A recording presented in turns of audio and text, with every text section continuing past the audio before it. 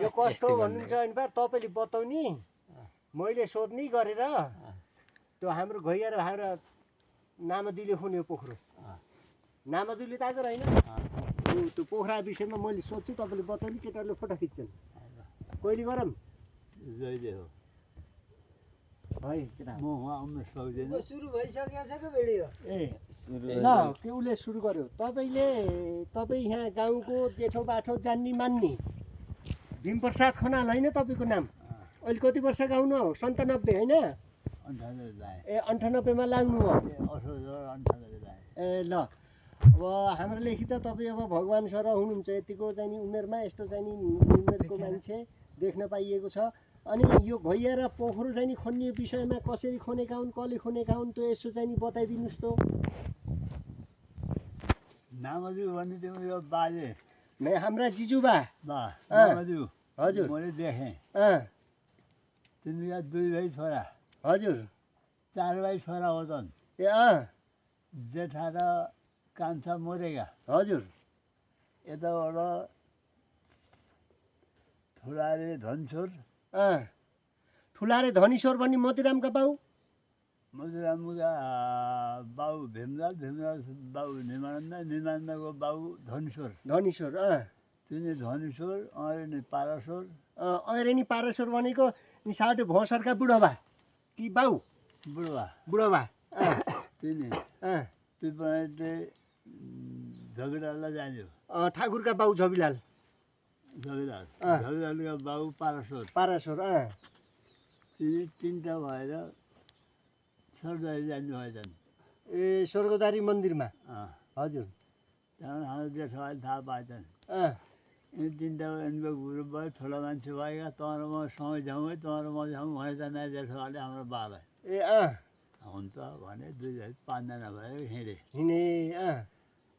तिम्रो यहाँ झालादेखि जाँदाखेरि माइलाबाले त्यो नामजुले गोरु फोकाएर बाहिर ल्याएर जान्न अरे ए नामदेवले गोरु ल्याएर जान् कहाँ जाने जाने सर जाने म पनि जान्छु एकछिन मौजा पोखरा परिस्न पऱ्यो मलाई परिस्नु हुन्छ भने हुन्छ आज आइज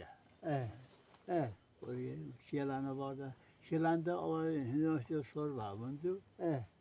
2 महिना जाँदा खर्च हाल 2 दिन लाग्छ जानलाई हिँड्दै जाने हो बना बासा बस्नु पर्यो खर्च हाल अरू के हाल्ने 2 पैसा हाल्यो हुन्छ पैसा 6जना भए गए ए 6जना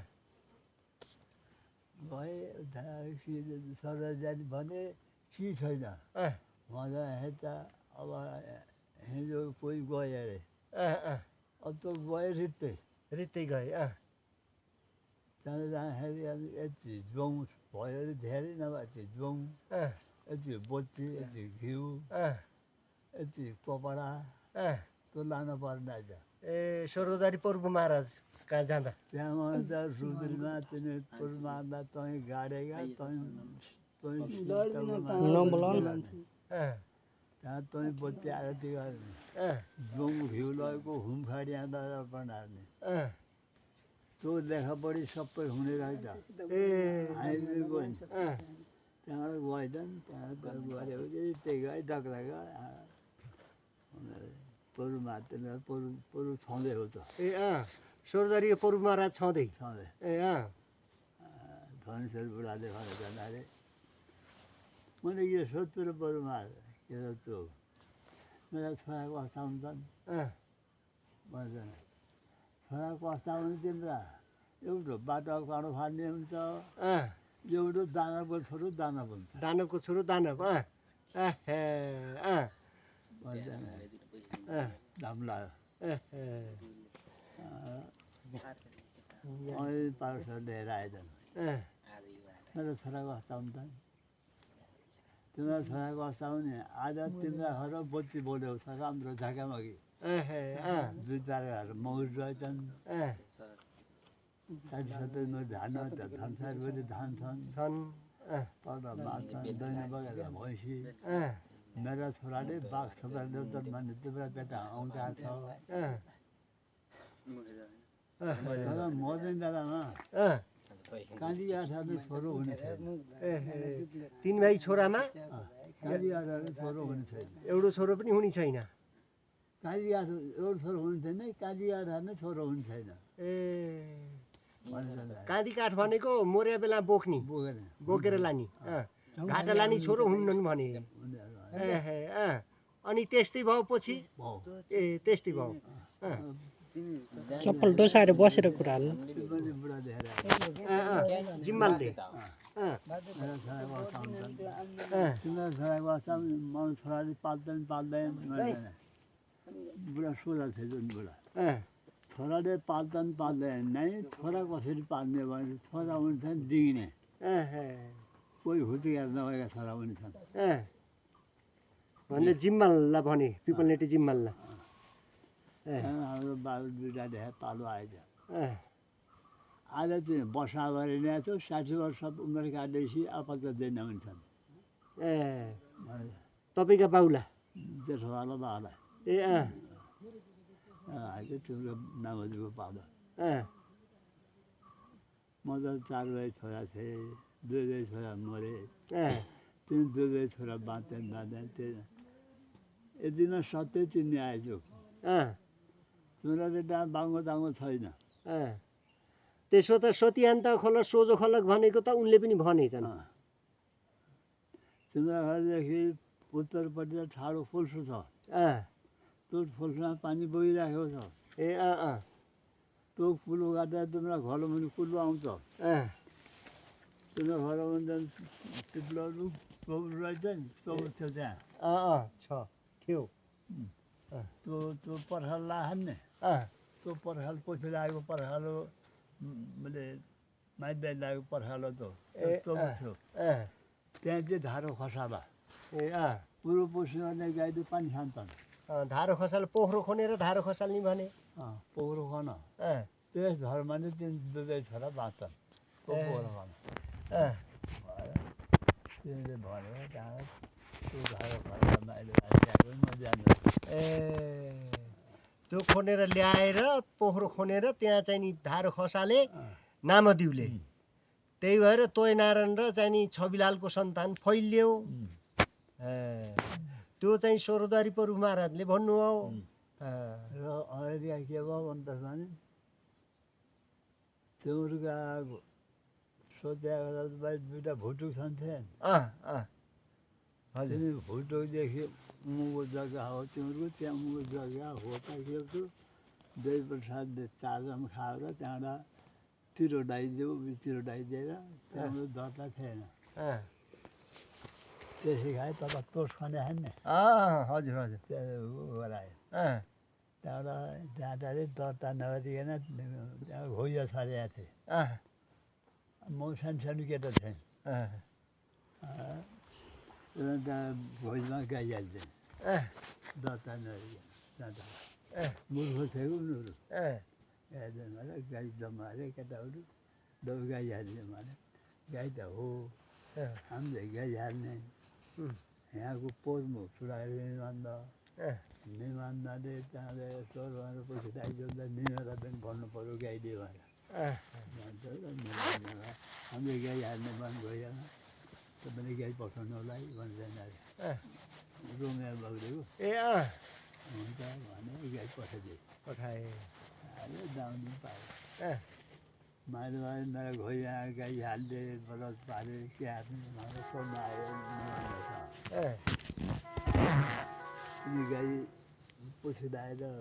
गर्दाखेरि चाहिँ पुछिलाएर म पनि गएको छु ए तपाईँ जान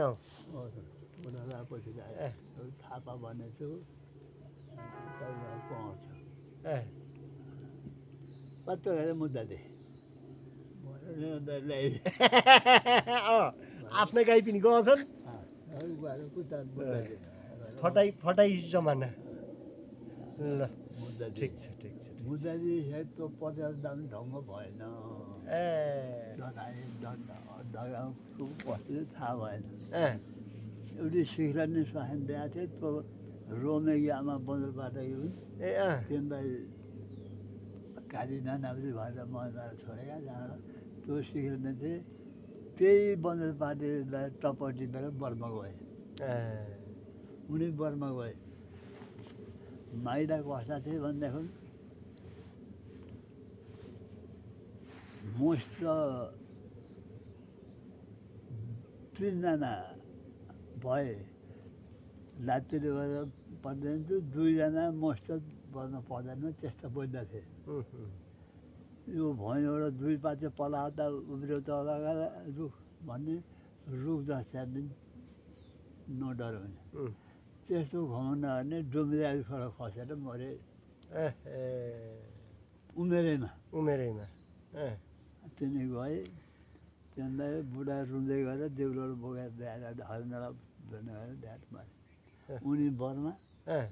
कान्छा बर्मा उनी मरे भनेपछि जो सोरोदारी प्रभुले भन्नुभएको त्यही हुन गयो। तिनी बुढा मर्ने बेलामा बुढालाई चाकरी गर्ने मान्छे भएन चाकरी गरेको कसले पितामरले नातिले यिनी साउटे पितामरले पर पोहोर मऱ्यो नि 100 वर्षका भएर मरे मभन्दा 2 महिना जेठो हो ऊ असारको म भदौको त्यसमा त ऊ रहेछ नाइर तातो रहेछ त्यो ल ठिक छ हिजो बिहान चाहिँ नि जो सत्य हो जो ऊ चाहिँ सत्य हुन्छ जाने बेला बुढा मर्ने बेलामा त्यसमा ज्वरो आयो र जाँदा खुट्टा डुलो थियो देखिन कला साइड देखा देखिन नै देखिन खुट्टा डुलो टेकेर खर्लाङ गर्दै हिँड्थे त्यो मर्ने बेला ज्वरो आयो तब बुढालाई बोकेर घाटा लयो बुढा चाहिँ बोकेर लयो पितामरले बोकेर काँध हाल्यो केटो थियो हालेर घाटा लयो पितामरले ड्याडीको बल गर्यो नातिले भनेपछि 3 भाइ छोरा भएर एउटा काम लाएनन् मोर्दा ड्याडीको बल गरिदियो पितामरले छोला पिन्न पितामरले दियो जब यहाँ घर आयो बुढालाई जोरा छोड्यो परमान नदिएको त्यहाँबाट बाउ छोराले तर्फ पिण्ड गरे माइला छोराले जेठाले परमानले भन्यो ठ्याक पुग्यो भनेपछि भनेको फरक पर्दैन भनेपछि हाम्रो पनि वंशमा नामदेवको चाहिँ नि चचार भाइ छोरा भएका 2 भाइ छोरा चाहिँ नि जेठो र कान्छो नाश भएको कारणले नामदेव चाहिँ नि स्वर्गद्वारी प्रभु महाराज कहाँ चाहिँ हेराउन जानु रहेछ उहाँसित अब जो नाम लिनु यहाँ बाले अब जाँदाखेरि उहाँ प्रभु महाराजले लो घरको पूर्वपट्टि पश्चिमपट्टि उत्तरपट्टि पानीको खोल्सो छ पानी पँधेरो रहेछ उत्तरपल्ट उत्तर पर्यो पश्चिम तर्फ चाहिँ नि एउटा चौर छ पिपलको बुटो छ त्यहाँ चाहिँ पोखरो खनेर बाटा हेर्ने चौपाए र मान्छेलाई चाहिँ नि पानी खान्छन् त्यो धर्मले चाहिँ नि तेरो सन्तान फैलिन्छ भनेर चाहिँ नि स्वर्गद्वारी प्रभु महाराजले चाहिँ नि भनेको भएर यो हुँदै आएको छ यो चाहिँ नि यहाँको घैयारा पोखरो यसरी चाहिँ नि खनिएको यहाँ अब लगभग 100 वर्षका पुग्न लागेको चाहिँ नि बा हुनुहुन्छ अब यहाँले चाहिँ नि जान्नुभयो र यहाँहरूबाट लिएको हामीले ज्ञान चाहिँ नि हामीले आर्जन गर्ने हामीले बुझ्ने हो र हाम्रो उँधोको पिँढीलाई पनि हाम्रो संस्कार संस्कृति सत्यको बाटोमा हिँड्नुपर्छ भन्ने हामीले बताउने हो र अहिलेको युवा पिँढीले यिनी चिजलाई चाहिँ नि मनन पनि गर्नुपर्छ र यो के छ र यो सत्य होइन देवता कहाँ छन् के छन् र यस्ता कुरा भनेर यावतका यिनी अफवाहहरू चाहिँ नि फैलाउने अफवाहहरूमा चाहिँ नि विश्वास गर्ने अहिलेको चाहिँ नि अब यो अन्धविश्वास चाहिँ नि भन्ने त्यो चिजमा चाहिँ नि नभएर हाम्रो प्राकृतिक हाम्रो सम्पदा हाम्रो संस्कृति हाम्रो संस्कारमा हामी रहनुपर्छ भन्ने आह्वान गर्छौँ र हाम्रो खास गरेर यो तोयनारायण र नामदेवको तोयनारायण र छविलालको सन्तान फैलिनुमा नामदेवको चाहिँ नि दुःख कष्ट पाएर स्वर्गद्वारी गएर दर्शन गरेर प्रभु महाराजले चाहिँ नि बताएअनुसार चाहिँ नि हुन गयो रहेछ र यसै आधारमा चाहिँ नि हामी चलौँला र यो पोखराको चाहिँ नि यसरी चाहिँ संरक्षण हुनपर्छ भन्ने हाम्रो आग्रह हस् धन्यवाद।